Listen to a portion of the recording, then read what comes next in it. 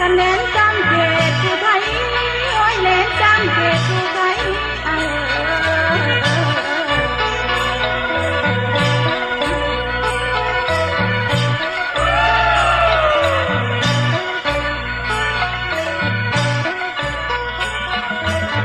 ใส่อ้อยไปในข้าวนั้นยับขึ้นสั่งการมาฟ้าใหม่เยือนโอ้น้อสาวนางลำโนนีนาจะพาชมนันดอกไม้มาไหลโบจะกินหอมมาไหลโบจะกินหอม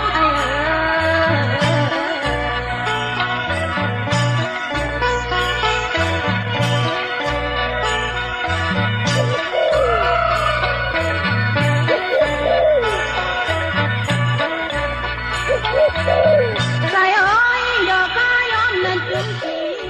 จำปีแดงดอก